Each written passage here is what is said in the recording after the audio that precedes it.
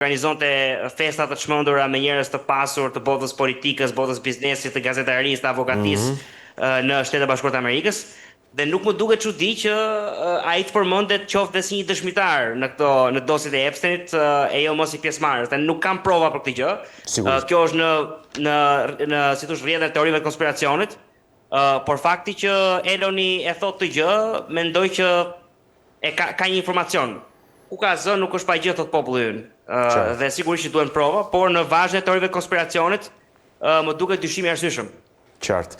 Mirë, shpejt hidhemi tek lufta në Ukrainë, cila është pozita e Shteteve të Bashkuara tani pas sulmit rjeta e Merimangës të Ukrainës dhe pas zotimit për kundërsulm nga ana e rusëve, që për hir të vërtetës nuk di sa i fortë është për të quajtur kundërsulm. Shiko, unë mendoj që si sulm ai ka disa gjëra për diskutuar. E para njëra ekspozon Rusinë si një tigër letre, si një paper tiger. Shkatroi sipas mediave 1/3 e flotës ajrore me gjuajtje bërthore. Është goditje e madhe.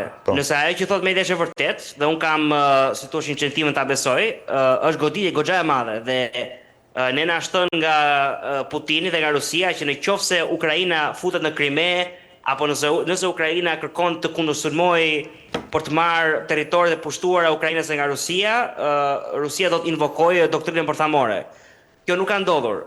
Dhe edhe tani në rast të një sulmi si thosh më të agravuar, më agresiv, Ukraina futet në territor rus dhe godet avion bërthamor të Rusisë që kanë një rëndësi strategjike dhe ushtarake. Rusia thjesht do të në do kundërpërgjigje, por nuk e invokon atë doktrinën bërthamore. Dhe mendoj që është një lajm i mirë sepse e pozicionon Ukrainën më fort në ta bë fuqishëm, në tavolinë e negociatave dhe nga ana tjetër ja bën dhe më të thjeshtë amerikanëve, të cilët po kërkojnë të gjejnë një paqe midis Ukrainasve dhe rusëve. Qëndrimi i administratës Trump ka qenë që është më vështirë të bësh paqe me Zelenskij se sa me Putinin. Ai ka parë të kundërtën sepse Putini është i vetmi që po refuzon marrëveshjet e paqes. Dhe tani që Ukraina sulmon, Putini merr mesazhin që shiko, nëse ti nuk do paqe, ka dhe luftë. Nëse ti nuk do karrot, ka dhe shkop. Kështu që kjo mendoj unë është lajm i mirë për Ukrainën dhe për Shtetet e Bashkuara të Amerikës në qëllimin e tyre për të mbyllur luftën. Një zhvillim i mundshëm i shumë i shpejt po themi në përpjekjen e Shteteve të Bashkuara për të mbyllur luftën, cili do të jetë? M'falni se nuk më Një zhvillim po them i afërt, zhvillim më i afërt në përpjekjen e Shteteve të Bashkuara për të mbyllur luftën, cili do të jetë? Do të jetë një tjetër përpjekje e presidentit Trump me një telefonat, nuk e di?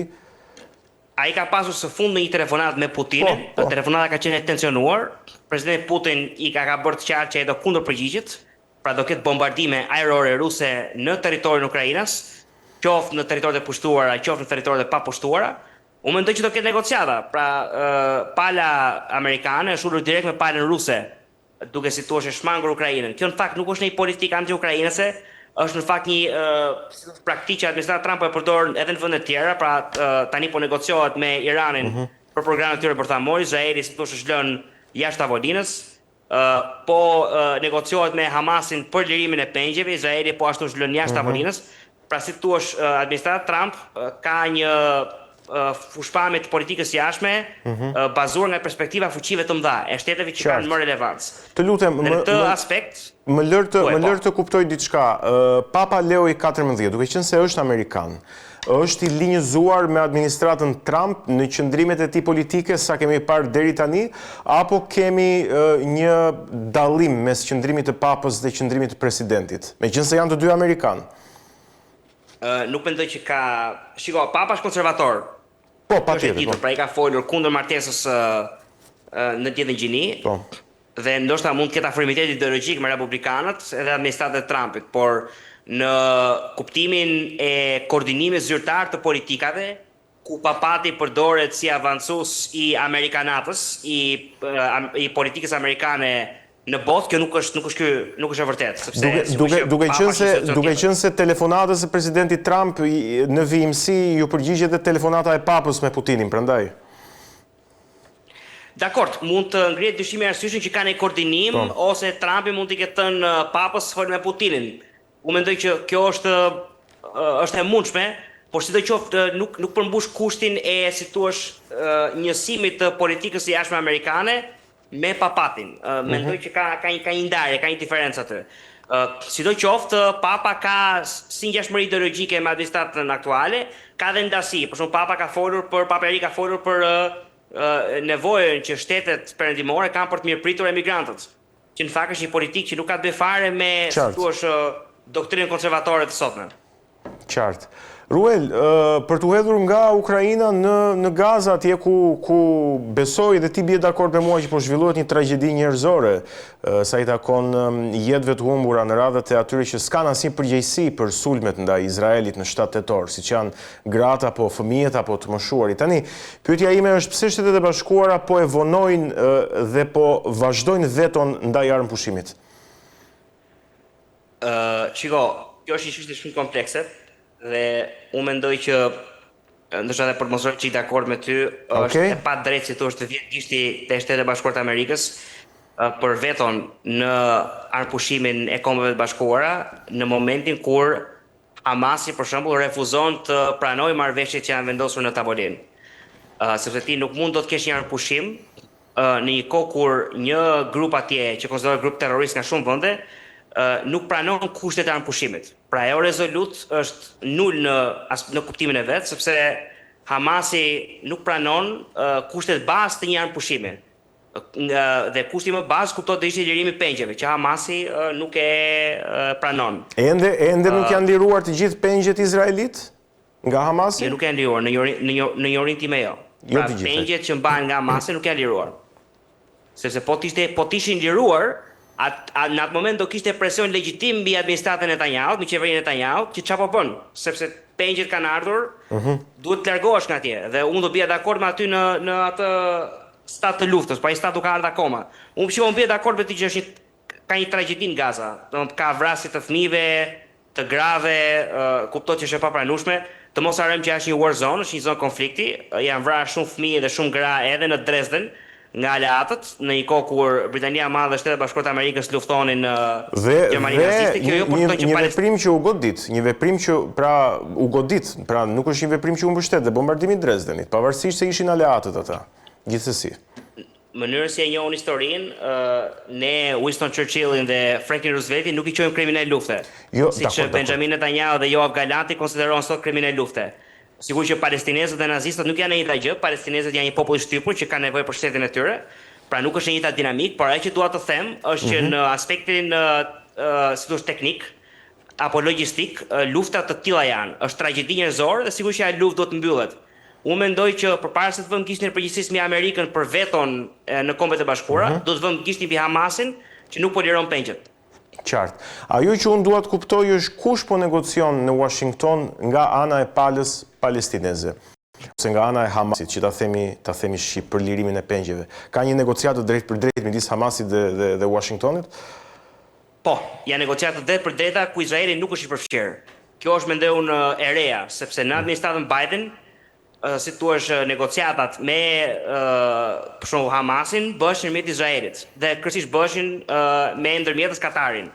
Ndërkohë që tani ndërmjetës besoj që u ngjelet Katari ose Arabia Saudite dhe është vetë administrata amerikane që negocion drejt për drejt me Hamasin. Të kujtojmë që në vitin 2020, kur Trumpi vendosi të rishte trupat amerikanë nga Afganistani dhe të mbyllte luftën në Afganistan, qeveria demokratike afganistane që ishin instaluar nga amerikanët, si thua, u la jashtë negociatave. Dhe Trumpi negocioi direkt me talibanët. Dhe kjo pastaj solli atë tërheqjen amerikane gjatë administratës Biden në vitin 2021 ku u vranja 13 marinca amerikanë dhe u lanë me miliona dollar armatime edhe tanke më thet tash. Por ajo që duhet të them është një politikë zyrtare e administratës amerikane për të negociuar direkt me këto agent që mund të konsiderohen terroristë apo ekstremistë, jo qeverisë amerikane tradicionalisht, por administratës aktuale amerikane. Qartë. Mirë, duhet të hidhem tani në një çështje tjetër, Ruel, duhet të hidhem te Kina që është kundërshtari direkt i Shteteve të Bashkuara dhe rreziku real i sferës perëndimore në këndvështrimin e Shteteve të Bashkuara. Sot në Londër, tani që ne flasim, Shtetet e Bashkuara dhe Kina diskutojnë taksimet për qipat dhe teknologjitë e avancuara. Kush po konkuron kë? Po konkuron Amerika Kinën apo Kina Amerikën? Sigurisht ne kemi një hegemon global që është Shtetet e Bashkuara të Amerikës dhe kemi edhe një kandidat për hegemon global që është Kina. Unë nuk mendoj që kjo ka diskutim, sigurisht që Kina ka bërë përparim të frikshëm në prodhimin e brendshëm bruto, pra në rritjen ekonomike, por edhe në ushtrinë e saj, që është aktualisht më e madhe në botë për numër ushtarësh aktiv dhe rezervistësh. Sigurisht që kemi një summit midis Shtetit e Bashkuara të Amerikës dhe Kinës që po mbahet në Londër, ka nisur ditën e djeshme, do jetë deri me datë 12. Summiti ka, mendoj unë, fokus ekonomik, pra tarifat. Pra Tajvani mund të diskutohet, por nuk është temi kryesor i takimit. Takimi bazohet te, si thua, gjetja e një ujëdie ekonomike ku të dyja vendet ulin tarifat doganore. Trumpi ka gjetja e një ujëdie për vendimin që është marrë diku para një muaji për të lehtësuar tarifat. Po, sepse tarifat janë sërish të larta. Po. Pra Kina ka tarifa ndaj Amerikës dhe Amerika ka tarifa ndaj Kinës. Pavarësisht se pati, siç e the ti, një ulje të tarifës amerikane ndaj Kinës nga 145% mos gaboj në 30%. Në 30%, po, e vërtet. Dhe Kina bëri një ulje nga 125% në 10%. Sidoqoftë janë tarifa të larta. Dhe ka mundësi të ulen dhe më shumë. Po, janë tarifat të cilat ndikojnë tek prodhuesit dhe tek konsumatorët e të dyja vendeve, kështu që është një hap i mirë që të paktën përfaqësuesit politik po ulen edhe po negociojnë. Absolutisht, dhe mendoj që nga perspektiva konsumatorit, përgjithsisht tarifat sjellin inflacion. Kjo është teoria ekonomike të paktën, sidoqoftë në Amerikë kemi parë një rënje të inflacionit. Shifrat e fundit të CPI-s, Consumer Price Index, tregojnë që inflacioni kishte rënë 2.4%, që në fakt ishte e papritur në një klimë ekonomike të dominuar nga tarifat, se tarifat sjellin inflacion kryesisht. Po. Por pritet të shohim çfarë do ndodh. Qartë. Tani do të qëndroj tek Amerika dhe tek Kina, po jo për ekonominë, por për teknologjinë, ku është ndoshta edhe fusha më e madhe ku këto dy superfuqi po përplasen për momentin, inteligjenca artificiale. Shtetet e Bashkuara po mbështesin një qendër të re të inteligjencës artificiale në Abu Dhabi të Emirateve të Bashkuara Arabe, ndërsa Kina në Egjipt. Në çfarë faze është gara strategjike mes këtyre sa i takon inteligjencës artificiale? Shiko, është një garë goxha të avancuar, sepse të dyja vendet kanë kuptuar që inteligjenca artificiale është e ardhmja dhe kush nga këto vende arrin ta përqafojë inteligjencën artificiale më shpejt, në mënyrë më produktive, më eficiente, me kosto më të ulët, do fitoj garën për dominim global. Ka dy, si thosh, anë pyetja jote, se AI është një gjë dhe këto qipat janë në gjë tjetër. Pra, qipat prodhohen në Taiwan. 80% e qipave të botës, semikonduktorëve të botës, prodhohen në Taiwan. Po. Dhe kjo është arsye pse Amerika mbron Taiwanin, sepse një pushtim kinez i Taiwanit do ta vinte gjithë ofertë të semikonduktorëve në duart e Partisë Komuniste të Kinës. Pra, gjithë laptopët tanë, kompjuterat tanë, telefonat tanë, makinat tona që duhen patjetër këto mikrochipat, praktikisht do ishin në dorën e Partisë Komuniste Kineze. Dhe kuptohet kjo do ishte fundi i dominimit perëndimor mbi botën. Amerika nuk e do këtë gjë. Kjo është njëra garë. Gara tjetër pastaj është ajo për cilën po flisim, që është gara në AI, dhe aty si thua janë zgjedhur dy proxy shtete, Arabia Saudite që është aleat amerikan, kujtojmë që Trumpi vajte në Riyadh para pak kohësh, po. Dhe Egjipti që kuptohet është një aleat amerikan, por një aleat më fragjil krahasuar me Arabinë Saudite dhe sigurisht më i hapur ndaj influencave të tjera që nuk janë amerikane, ku përfshihet Rusia dhe Kina. Po. Pra dhe kjo është një proxy konflikt. Qartë. Dhe pyetja e fundit, Ruel, do t'i rikthemi pak linjes mesme tani pikërisht aty ku e le ti tek Arabia Saudite. Shtetet e Bashkuara, Izraeli dhe Arabia Saudite duket sikur janë në një aleancë të panatyrshme, të çuditshme, një aleancë që kërcet, e cila në pamje të parë ka qëndrime të ndryshme sa i takon Palestinës, por kam përshtypjen edhe çështjeve të tjera. Çfarë është në thelb kjo aleancë? Si po e ndryshon historinë e lindjes mesme kjo aleancë? Qa synon? Ja pa që duhet të them është që arsyeja pse kjo aleancë duket gjë natyrale është ajo që the ti, mosmarrveshjet e këtyre tre vendeve në raport me çështjen e Palestinës, por mos haroj që si thua në kundërshtim me opinionin publik, Palestina në fakt është një çështje shumë e vogël e lindjes mesme, për cilën vendet arabe që në fakt pretendojnë të jenë mbrojtësit e palestinezëve nuk e vrasin shumë mendin në aspektin e real politikës. Arsyeja pse ti ke një aleancë me Shtetet e Bashkuara të Amerikës, Izraeli dhe Arabi Saudite është Irani. Kuptojmë rivalitetin fakt më i madh nuk është midis Izraelit dhe botës arabe, nuk është midis Izraelit dhe Iranit, por është midis dy vendeve më të fuqishme të botës islame në ditën e mesme, që janë Arabia Saudite me shumicë sunite dhe Irani me shumicë shiite. Dhe arabët sauditët kanë kuptuar që për të, si thua, kundërbalancuar influencën e Teheranit në ditën e mesme, që është influencë maligje, kuptohet duhet të bashkohen dhe me aleatë që mund të konsiderohen jo të natyrshëm, si puna e Izraelit dhe Shteteve të Bashkuara të Amerikës. Kujtojmë që vitin 2020 u firmosën akordet e Abrahamit, ku Katari, Emiratet e Bashkuara Arabe dhe Bahreini bën zyrtarisht paqe me Izraelin, dhe çfarë është interesante dhe ju e dini mjaft mirë kanë përshtypjen, pak para 7 tetorit, akordi i Abrahamit do të mbyllej me afrimin e Arabisë Saudite në ato akorde dhe me paqen zyrtare midis Arabisë Saudite dhe Izraelit. Dhe pak ditë mbas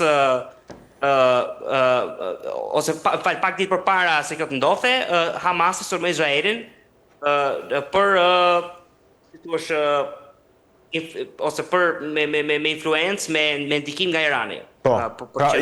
Duket qartazi që ishte një lëvizje e Iranit ajo në fakt në thelb. Sulmi i 7 tetorit ishte plan iranian.